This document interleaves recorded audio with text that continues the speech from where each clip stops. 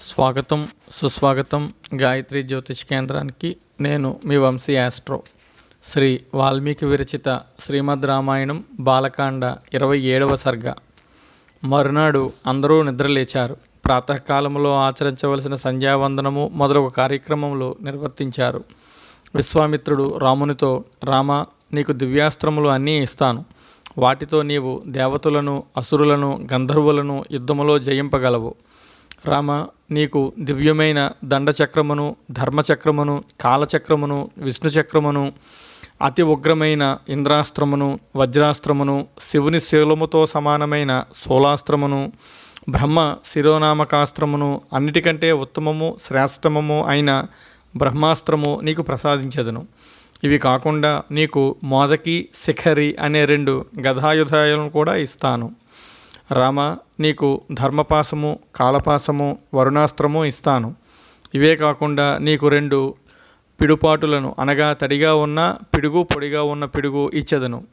నీకు పినాకాస్త్రమును, నారాయణాస్త్రమును కూడా ఇచ్చెదను. రామ, నీకు ఆగ్నేయాస్త్రమును, వాయువ్యాస్త్రమును ఇచ్చెదను. ఓ రామ, నీకు హయశిరము, క్రౌంచాస్త్రము అనే 2 శక్తులను ప్రసాదిస్తున్నాను. రాక్షసులు వాడేటటువంటి అస్త్రములు, అనగా కంకాళము, ముసలము, కపాలము, కంకణము నీకు ఇస్తున్నాను. ఓ రామ, నీకు విద్యాధరము అనే మహాస్త్రమును, నందనము అనే ఖడ్గమును ఇస్తున్నాను. నీకు గాంధర్వాస్త్రమును, సౌరాస్త్రమును ఇస్తున్నాను. ఇవి నిద్రావస్థను కలుగజేస్తాయి. నిద్రావస్థ నుండి విముక్తులను చేస్తాయి. వీటికి ఆ ప్రభావం ఉంది. ఓ రామ, నీకు దర్పణ, శోషణ, నంతాపన, విలాపన మొదలగు అస్త్రములు, మన్మధుడు ఉపయోగించే మదనాస్త్రమును, పిశాచములు వాడే మోహనాస్త్రమును ప్రసాదిస్తున్నాను. ఓ రామ, ఇంకా నీకు తామశాస్త్రము, సౌమశాస్త్రము, సంవర్ధాస్త్రము, ముసలము, సత్యము అనే అస్త్రము, పరమశ్రేష్టమైన మాయాధరాస్త్రము, అత్యంత శక్తివంతము, భయంకరము అయిన త్వష్టురాస్త్రము మొదలగు అస్త్రములను నీకు ఇస్తున్నాను. ఓ రామ, ఈ అస్త్రములు అన్నీ కామరూపులు, తమకు ఇష్టం వచ్చిన రూపములు ధరింపగలవు, అత్యంత బలము కలవి.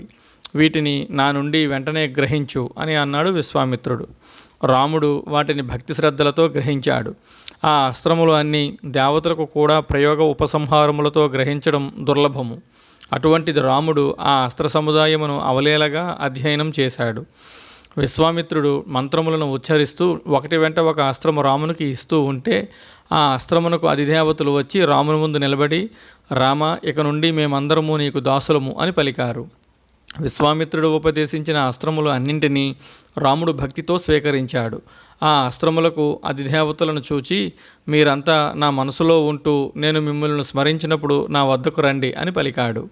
తరువాత రామలక్ష్మణులు విశ్వామిత్రుని వెంట ప్రయాణమయ్యారు. ఇది వాల్మీకి విరచిత రామాయణ మహాకావ్యములో బాలకాండలో 27వ సర్గ సంపూర్ణము. ఓం తత్సత్, ఓం తత్సత్, ఓం తత్సత్.